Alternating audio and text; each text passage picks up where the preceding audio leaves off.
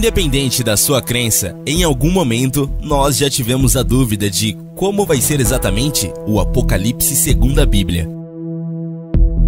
Descrita e testemunhada pelo apóstolo João, depois de ter uma visão de como seria o fim dos tempos, utilizando inclusive o principal livro religioso dos cristãos, para poder trazer esse vídeo para vocês. Mas assim como tudo que envolve religião é algo complicado, nós já adiantamos que é possível fazer milhares de interpretações através da Bíblia, podendo assim ter diferentes visões acerca do mesmo assunto. Este vídeo foi realizado com base no livro de Apocalipse do Novo Testamento e já adiantamos, tá? Nós não fazemos apologia a nenhum tipo de crença. Nós apenas tentamos trazer para vocês fatos desconhecidos de cada área, independente de qual seja. Vamos estar em casa de boa e de repente ver a Globo anunciando o plantão. Olá, boa noite. Boa noite. Milhares de pessoas desaparecem misteriosamente ao redor do mundo. Ainda não se sabe como desapareceram e restou somente as vestes. Milhares de pessoas desaparecem misteriosamente ao redor do mundo. Ainda não se sabe como desapareceram e restou somente as vestes. As mães estão desesperadas, pois todas as suas crianças pequenas e recém-nascidos foram levadas. O que está acontecendo? Vários voos foram cancelados por conta de vários acidentes onde aeronaves simplesmente caíram do céu. O mesmo com o trânsito. Vários acidentes foram causados ao redor do mundo e ninguém consegue achar os condutores. Os hospitais estão lotados com tantos acidentados e falta de médicos e enfermeiros que desapareceram sem deixar rastros.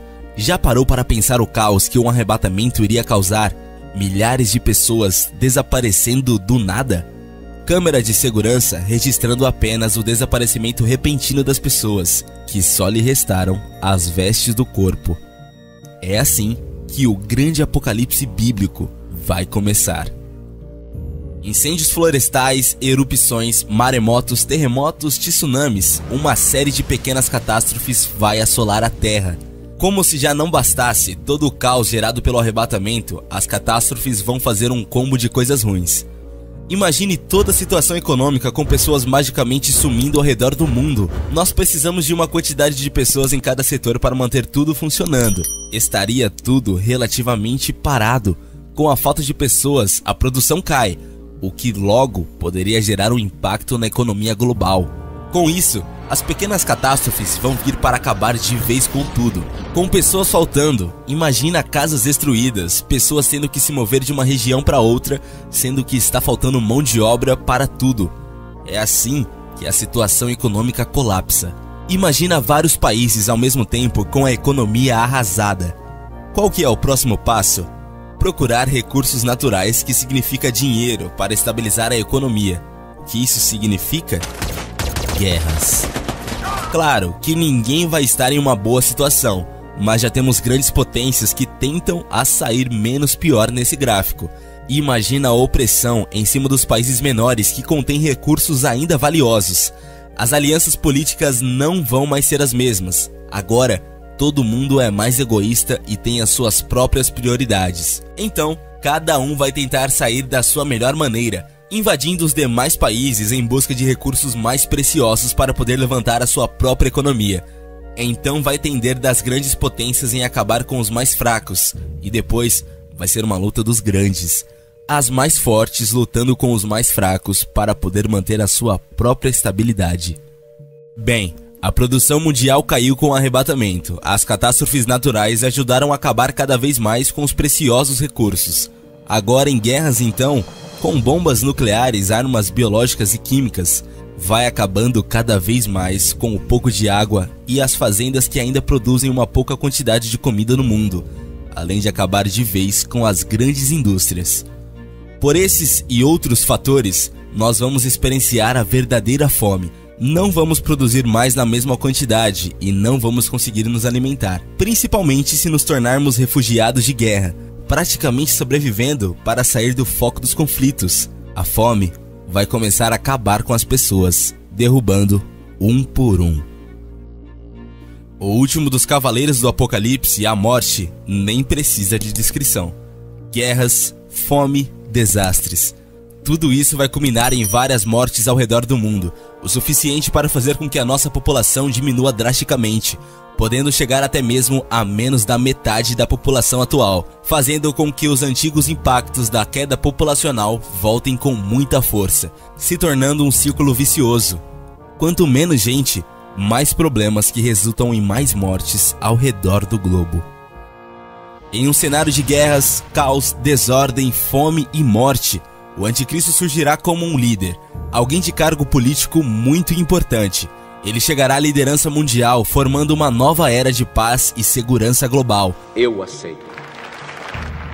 Ele vencerá a diplomacia pacificamente, convencendo todos os líderes mundiais com a sutileza, engenhosidade e sabedoria. Ele será um homem complexo, diferente de todos os demais. Alguém que abraçará em seu caráter as habilidades e poderes. Possuirá o admirável dom de atrair as pessoas e a irresistível fascinação de sua personalidade, suas versáteis conquistas, sua sabedoria sobre-humana, sua grande habilidade administrativa e executiva, aliadas ao seu poder de consumado lisonjeador, brilhante diplomata e soberbo estrategista.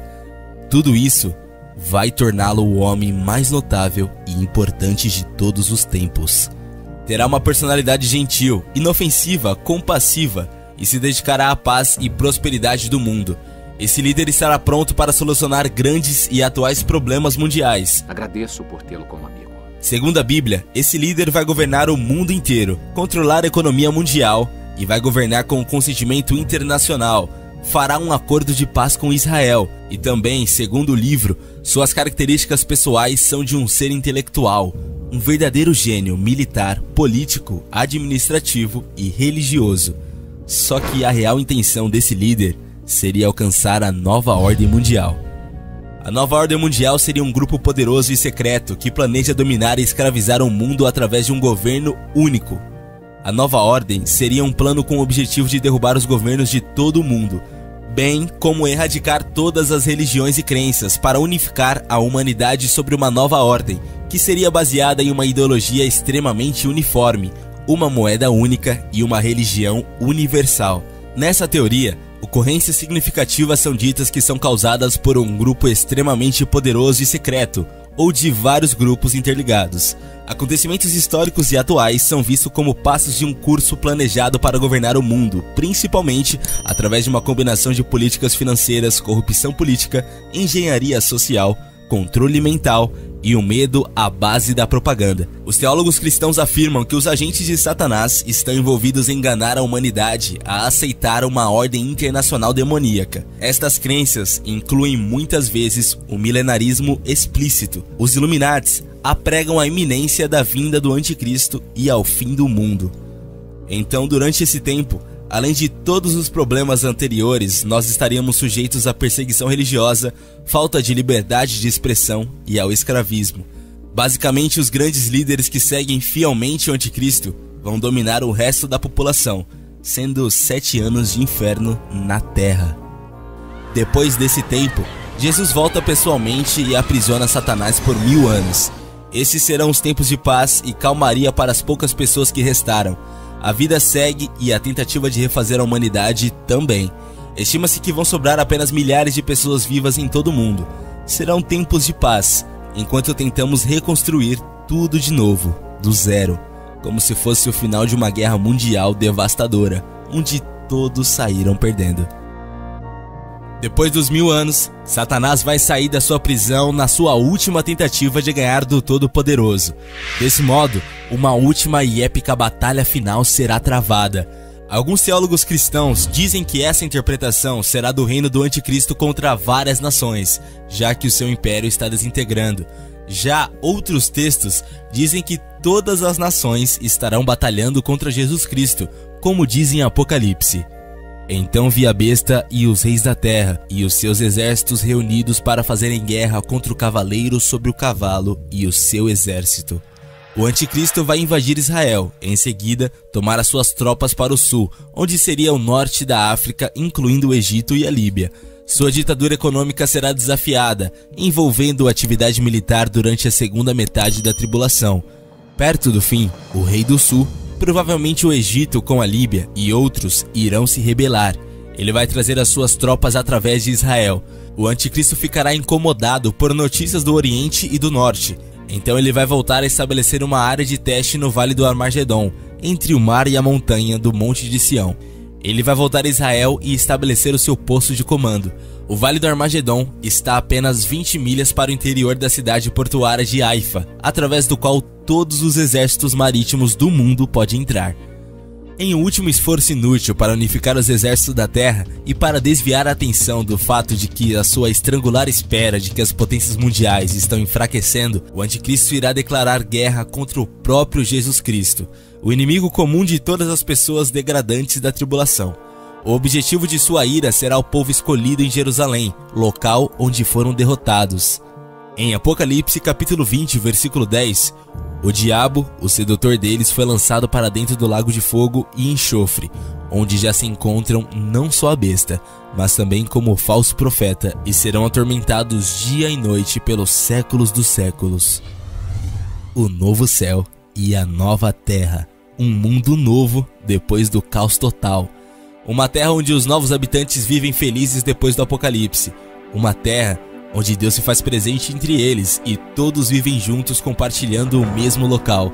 Um lugar onde não existe tristeza, dor ou sofrimento. Não haverá mais luto, pois a morte não vai mais existir. E assim se encerra o capítulo 21. Eu sou o Alfa e o Ômega, o princípio e o fim.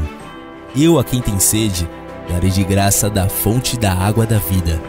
O vencedor herdará essas coisas, e eu lhe serei rei, e ele será o meu filho.